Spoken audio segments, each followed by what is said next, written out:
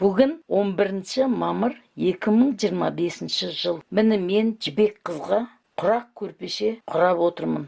Бұл құрақ көрпешенің маталарын жібектің Райхан апасы өзінің жинаған жыртыстарынан берді. Бұл жыртыстар таза қыжым маталар. Қыжым маталары жыртыс болғандықтан құрақ көрпешенің әрбір көзі әртүрлі түстен болады. Ол үшін қызыл түстен 6-да 12 өлшеммен 32 4 кесіп аламыз. Және 12-де 12 өлшеммен 4 шаршы кесіп аламыз. 4 шаршы кесіп аламыз. Және 6-да 6 өлшеммен 17 шаршы кесіп аламыз. Және ені 6 см, ұзындығын жыртыстың бойына қарай осындай жолақтар кесіп аламыз. Бірнеше жолақтар кесіп аламыз. Міне мен бірінші ені 6, жыртыстың бойымен осындай жолақтар кесіп алдым. Сосын оны ұзындығы 12 см етіп, 4 бұрыштар кесіп алдым.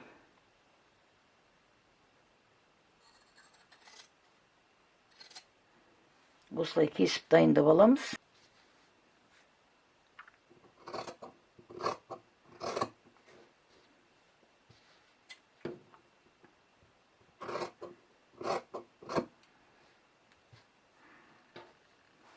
Енді осыларды құрап бастаймыз.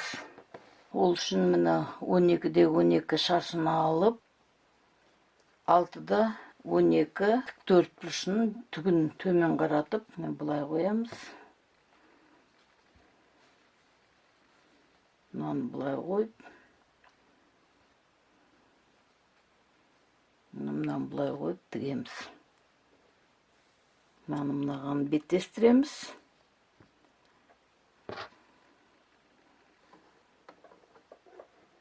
Бұл таза қыжым мата болғандықтан, және бұның астына ешқандай астар салмағандығымнан, бұның тігісіне 7 мм-ден 1 см-ге дейін қалдыруға болады.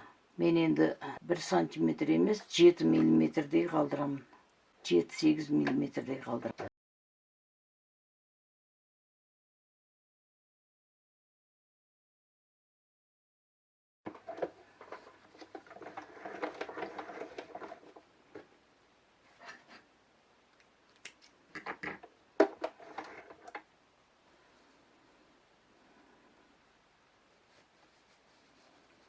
Міне бұлай қосып тігіп алдым.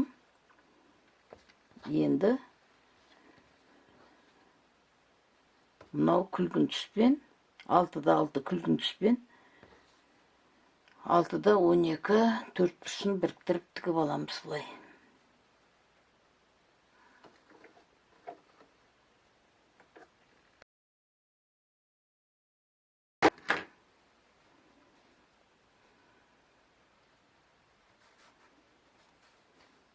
Мына бұлай біріктіріп тігіп алдым. Енді осыны бұлай қойып тігеміз. Мынаның тігісімен, мына күлгін тігісі екеуі қатар сәйкес келу керек. Міне бұлай сәйкес келу керек екеуі.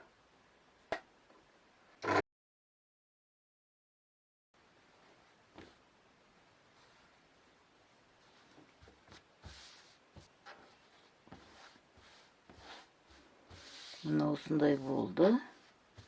Енді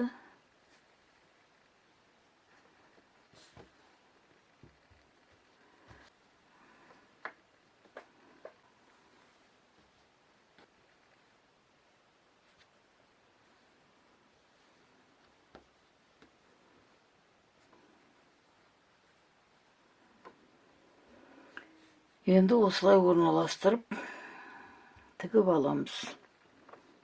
Мына шетке қызылмен, мына көкті беттестіріп тігіп аламыз.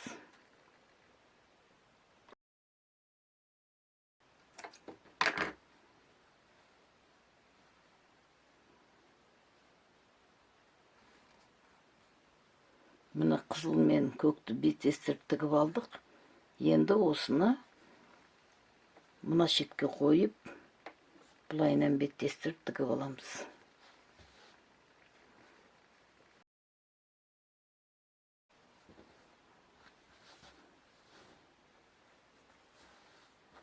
Міне осылай беттестіріп тігіп алдық.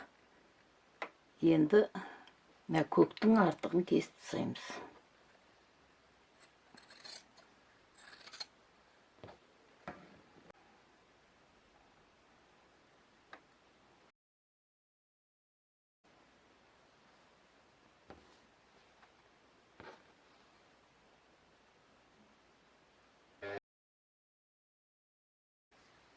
Міне өзара біріктіріп тігіп алдық. Енді осыны бұлай қойып, бұлай өзара біріктіріп тігіп аламыз. Беттестіріп тігіп аламыз.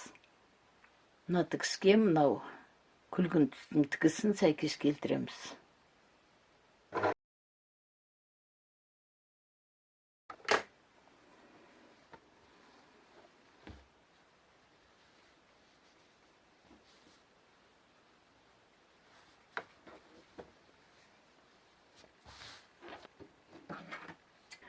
Көк түстің артығын кесіп тастаймыз.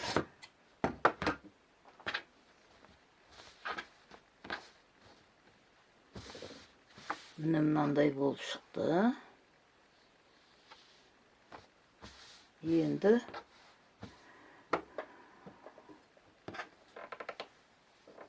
бұған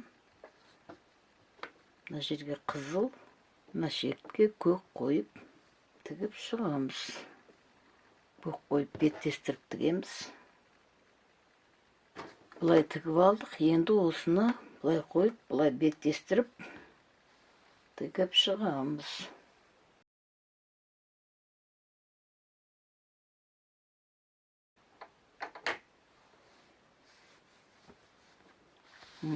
Артық көк түсті кесіп тастаймыз.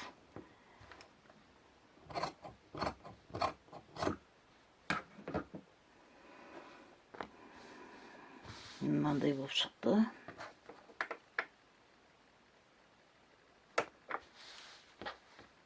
Енді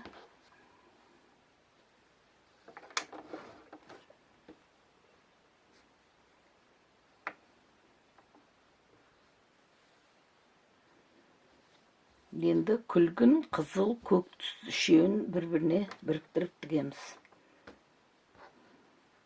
Міне үшеуін біріктіріп тігіп алдық. Енді оны бұлай қойып, мынамен беттестіріп тігеміз.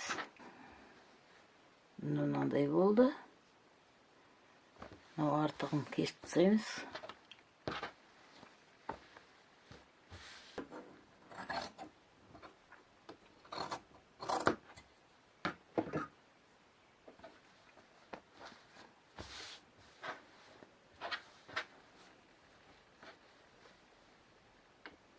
Осындай болды. Енді қызылды қоямыз. Мына шетке көкті қоямыз. Көк жолақты. Екеуін беттестіріп тігеміз. Мына осылай тігіп алдық. Енді оны бұлай қойып, мына үлкен шаршыға беттестіріп тігеміз. Көктігін артығын кесіп тастаймыз.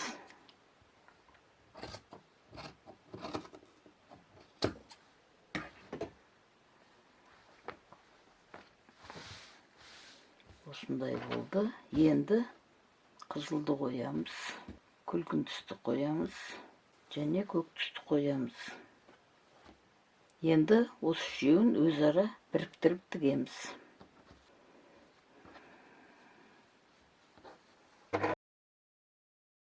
Мына осындай үшеуін біріктіріп тігіп алдық. Енді осыны бұлай қойып, үлкен шаншыға қосып, біріктіріп, беттестіріп тігеміз.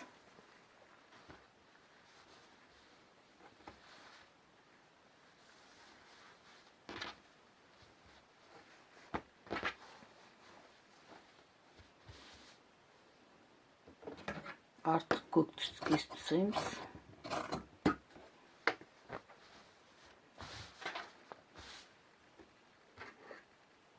Міне бізде осындай шаршы пайда болды. Мынандай көк үлкен күлгін түс және мынандай 6-6 күлгін түстер осылай орналасты. Төртеу болған кезде біздің шағын осындай шаршымыз бітеді. Тура осындай әдіспен, осындай тігіспен тағы да осындай 3 шаршы құраймыз. Міне мынандай шаршылар пайда болды. Міне 1, 2, 3 және 4. Осындай 4. Енді бұл 4-ін осылай қойып біріктіреміз. Сонда мына ортадағы мынау қызыл бидай болып көрінеді. Бұның өзін бұлай біріктірмейміз, ортасына мынандай көктен жолақ саламыз. Бұлайынан жолақ саламыз. Бұлайынан жолақ саламыз. Және ортаға мынандай күлгін салып, екі шетіне 2 мынандай көк қоямыз. Осылай бірінші мына жолақты, мына 2 үшеуін біріктіріп тігіп аламыз. Мына көкпен мына 2 шаршыны біріктіріп тігіп аламыз. Мынау күлгін түспен мына 2 көкті біріктіріп тігіп, сосын мына жолақты мына жолаққа біріктіреміз бәрін.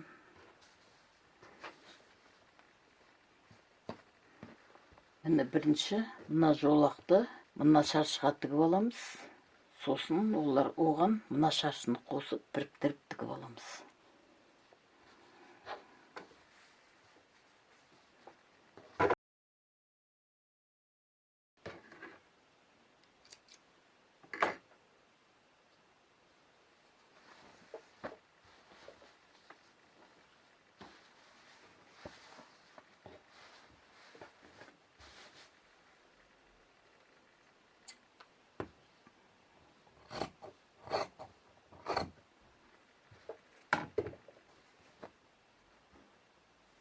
Міне 2 шаршыны мына көк жолақпен біріктіріп тігіп алдық. Енді екіншісін тігеміз. Міне мынаны тігіп болдық. Мынандай жолақ тігіп алдық. Ортасына күлгін түс қойып, екі шетіне көк қойып, енді осы жолақты мына ортаға қойып тігеміз. Міне бұлайынан тігеміз. Мына тігіспен мына тігісті сәйкестендіреміз. Бұлай беттестіріп, осылай тігіп шығамыз. Тіккенде мынау орта жылжып кетпес үшін, мынаның ортадан бұлай қарай, және ортадан бұлай қарай тігемін мен.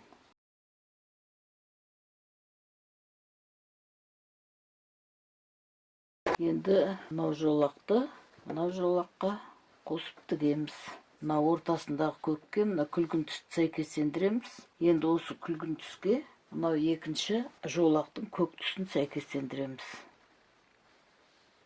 Осылай.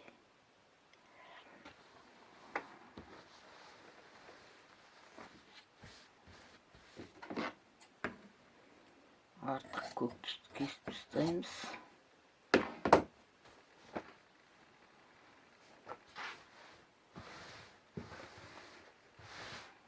Міне осындай үлкен бір шаршы шықты. Міне бір көрпешеге тура осындай 2 шаршы. Міне екінші шаршы. Және осы екеуінің ортасына мынандай бір шаршы. Өйткені бұл жыртыстардан құралған құрақ болғандықтан әр шаршы әр түрлі матадан болады. Тура осындай 2 пар болды. Қазір енді осы шаршыларды қосып тағы көреміз. Үшеуін қатар қойғанда осындай болды.